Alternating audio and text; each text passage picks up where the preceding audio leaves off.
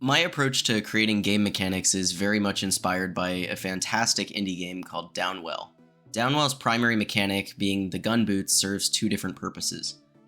Jumping in midair both shoots a bullet downward and propels your character upwards. Shooting and jumping are mechanics that we've seen plenty of times in games before, but combining them in this way creates a unique experience. So when I'm coming up with game mechanics, I apply this approach to everything. This is partially because I often find that mechanics with a single purpose feel a little underwhelming, but it's also because this is a life hack to creating games that feel unique and interesting without having to be creative enough to invent entirely new mechanics.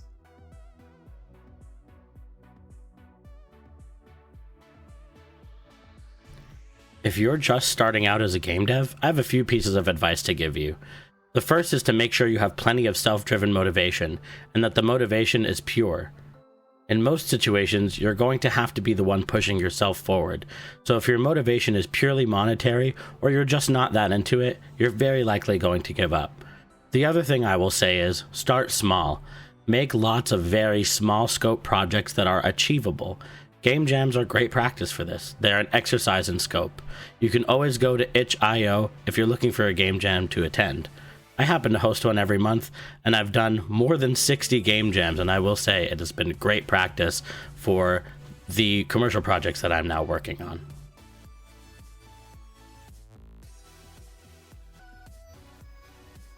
A lot of the way I get my inspiration is just from the games I play. Like, not always directly, I want to make a game that's like this game I know, but from playing so many games, I kind of understand these concepts that work well, and I can try to combine them and make like my own weird things with them.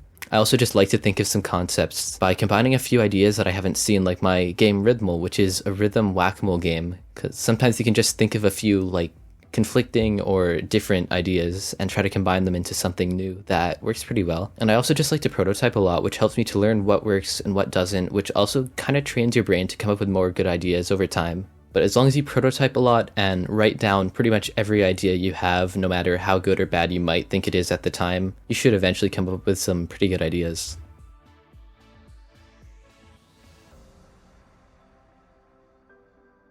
So I actually have a video on it. It's my most popular one right now, how I made my first game in 24 hours.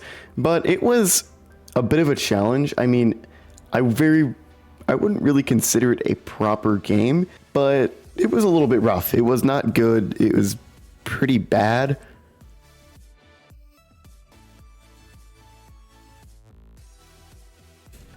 It was extremely easy once I finally figured out I needed to start with a small project, finish it, and then move on to something just a tiny bit more ambitious. The period from the moment I first discovered game dev to the moment I actually completed a game lasted about 1 year.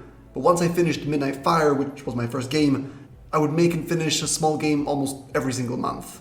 So start small and keep growing.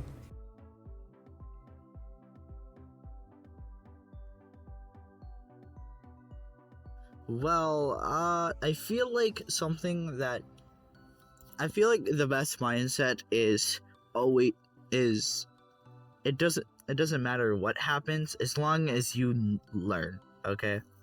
Like, there's many things that I probably should have done with my first game that I would do now with the knowledge of certain things.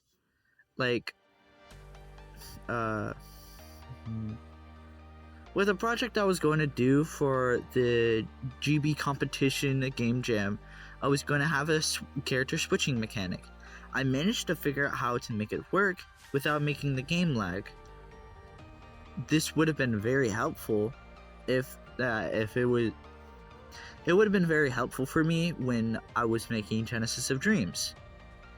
Another thing was to have like better level design or have better music or etc, like several different things that I could have done that I should have done but I didn't because I didn't really know. I feel like the best way to have, like, the best mindset to have is, like, any failure is not really much of a failure to you, much as it's a failure to the audience. Like, yeah, the audience would have a bad game, but you will have an experience. You would learn. Unless you're like a professional person that makes video games or something.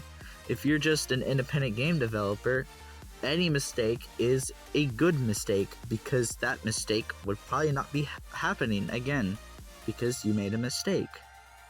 If like a variable went wrong, then you figure out how to fix that variable just in case if another variable does that thing again, so you know what to do. I would just like to thank all the different game developers who helped me out with this video, because if I had no one to interview, of course there would be no video. And I'd just like to thank you, the viewer, for sticking around all the way to the end, because that helps my channel grow by telling the algorithm, hey, these people are watching this video all the way to the end. It must be good. So thank you so much for sticking around to the end. If you enjoyed the video, click the subscribe button down below, and I'll hopefully see you in the next video. Bye!